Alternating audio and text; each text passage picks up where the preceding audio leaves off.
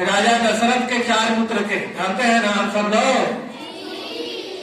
3 माताएं, सुमित्रा, कौशल्या, कैकेयी।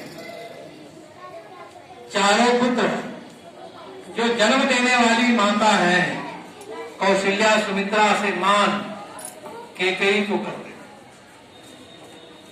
कैकेयी बच्चों के विषय में चारों पुत्रों को समान दृष्टि से व्यवहार करती। उनके रहन सहन, खान पान, स्वभाव, दोष गुण के विषय में सूक्ष्म निरीक्षण करते और उनका निवारण करने का उपाय करते। माता कैकेयी के रहते उन चारों पुत्रों को कभी अनिष्ट नहीं हो सकता था। बहुत सुंदर एक कथा है रामचरितमानस का कि माता कैकेयी के रहते हुए चारों पुत्रों का कभी भी अनिष्ट नहीं हो सकता, क्योंकि बहुत वीरांगना थी, वीर थी माता कैकेयी। अपने चारों पुत्रों को शस्त्र शास्त्र की शिक्षा को देती थी। किस दिशा में हमारे पुत्रों को बढ़ाना है उस दिशा में सतत वो प्रयास करते। इस नाते वो जन्मदात्री नहीं, निर्माता माता कैकेयी निर्माता भी थी। एक बार भरत और राम को परीक्षा लेने के लिए, आपका भी टेस्ट होता है भैया बहनों को, आचार्य बंधु भगिनी आपका टेस्ट लेते हैं कि हमने जो भैया बहनों को पढ़ाया है उस भैया बहनों का बोध हुआ है कि नहीं। तो आपका भी टेस्ट होता है कि नहीं होता है? आपको एक दिया जाता है परीक्षा लेने के लिए एक कबूतर सजीव था तो निर्जीव, लेकिन सजीव देखने में लगता था कि सजीव है।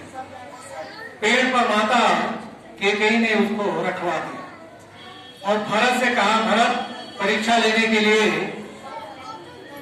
भरत उस कपोत को, उस कबूतर का निशाना लगा। धनुष बाण उठा करके भरत ने कपोत पर निशाना जैसे लगाना है, निशाना लगाने लगे तो उनके मन में विचार आया कि ये निर्दोष प्राणी पक्षी है, इस निर्दोष पक्षी की हत्या करके इस विधा में, इस दक्ष होना, निर्दोष प्राणी की हत्या करके इसमें दक्ष होना, ऐसे हमको विद्या नहीं चाहिए। और उन्होंने हाथ जोड़ते हुए माता कैकेयी से कहा, माता मैं निर्दोष पक्षी की हत्या करके इस विधा में तज्ञ पारंगत नहीं होना चाहता हूं। और धनुष बाण उन्होंने उठा करके रख दिया।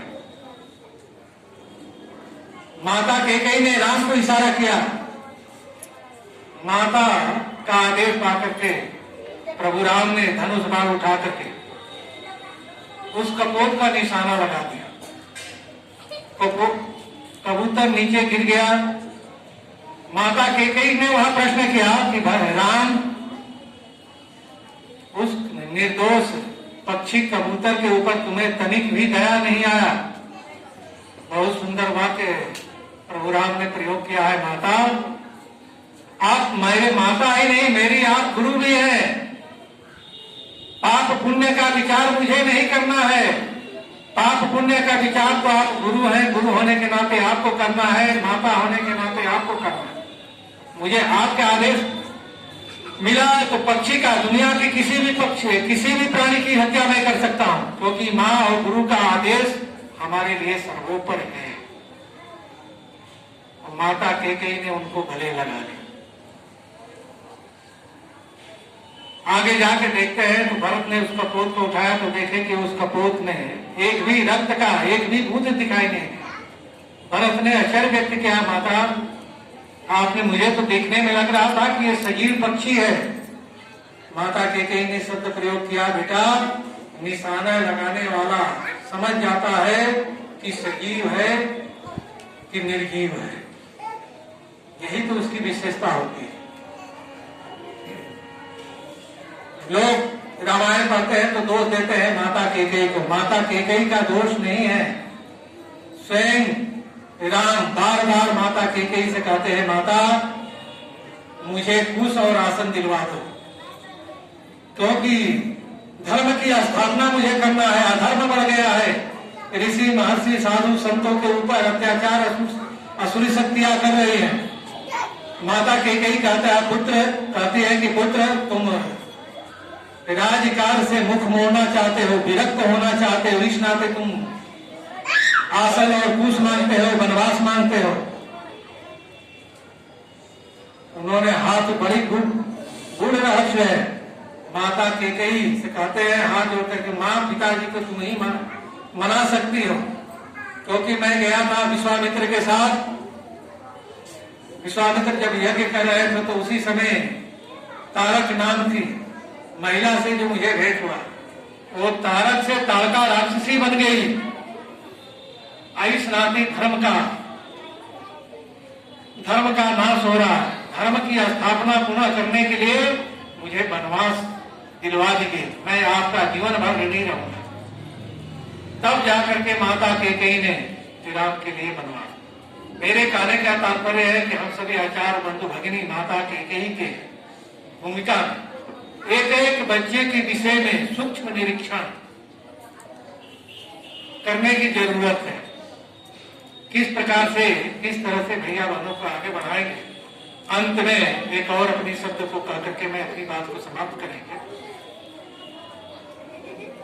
अपने विद्यालय में कोरोना संक्रमण के कारण संख्या कम है, लगभग 600-700 यहाँ संख्या रहती थी।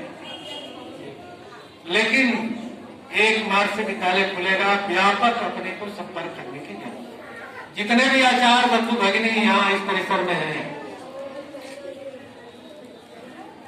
क्योंकि प्रभारी प्रधानाचार्य जी है, आदरणीय संभाग निरीक्षक जी है, हमें सभी लोगों के डायरी में 100 अभिभावकों का नाम लिखा रहा है।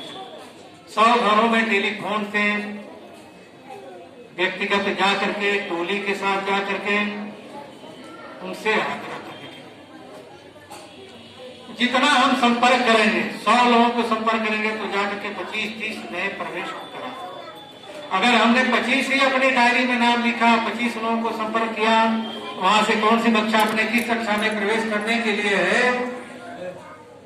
तो 25 संख्या में से हो सकता है कि 2-4 बच्चों का प्रवेश हमारे विद्यालय में हो। इस नाते हमेशा लक्ष्य बढ़ा लेना चाहिए। अपनी डायरी में 100 नाम कम से कम सभी आचार्य बंधु भगिनी, 100 घरों में संपर्क, एक तो टोली के साथ सामूहिक, व्यक्तिगत, टेलीफोन के माध्यम से कि हमारे विद्यालय में आप अमुक भैया को प्रवेश कराओ, यहाँ अच्छी पढ़ाई होती है।